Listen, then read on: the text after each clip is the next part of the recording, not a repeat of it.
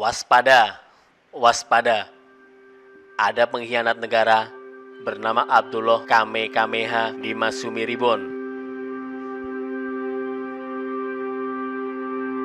Loyo sebelum klimak adalah istilah yang penulis berikan kepada kelompok kami dengan penggerak utamanya Gatot Nurmantio, sang jenderal yang strateginya mirip kopral.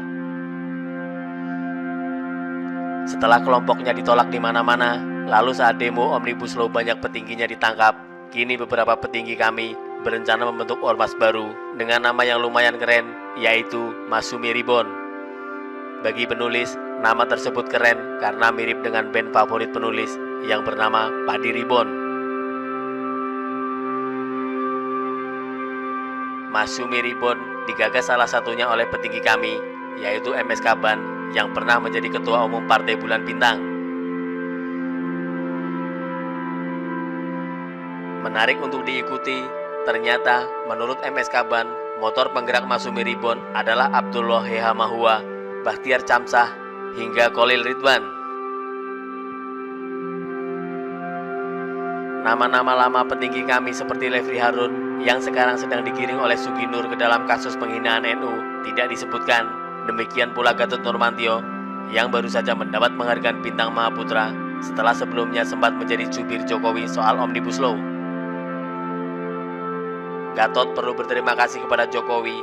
Dengan gagalnya kami, seharusnya Gatot sudah menjadi gelandangan politik. Namun Jokowi mengangkat derajat Gatot kembali dengan memberinya sebuah gelar kehormatan. Dari nama-nama motor Masumi Ribon yang telah disebut, penulis fokus pada satu nama, yaitu Abdullah Hehamahua. Dengan dijadikannya beliau sebagai salah satu motor penggerak, bisa dipastikan Masumi Ribon akan sering mengganggu pemerintah. Hal ini niscaya sebuah kepastian, karena Abdullah Kamehameha adalah pengkhianat negara. Namanya pengkhianat negara, tentu tugasnya adalah membuat negara kita menjadi kacau. Bagi pemirsa yang belum tahu sepak terjang Abdullah Kamehameha, berikut penulis ceritakan beberapa aksi beliau dan kenapa beliau penulis sebut pengkhianat negara. Berbicara soal Abdullah Kamehameha, beliau pada pemilu 2019 adalah pendukung Prabowo yang katanya mau membawa masalah kecurangan pemilu ke pengadilan internasional. Nyatanya sampai saat ini, hal tersebut belum beliau lakukan, yang artinya beliau bukanlah orang yang bisa dipercaya.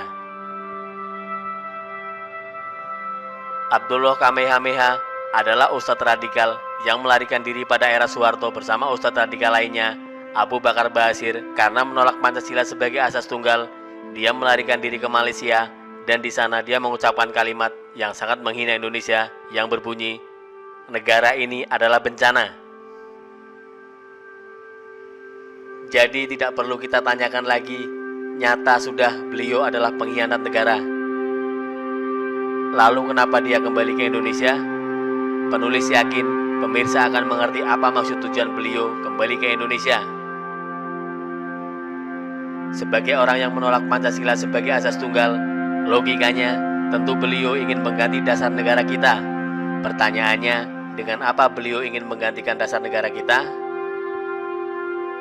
Tidak perlu penulis jelaskan, sebagai teman Ustadz Radikal Abu Bakar Ba'asyir, pemirsa akan mengerti dengan apa beliau ingin mengganti dasar negara kita.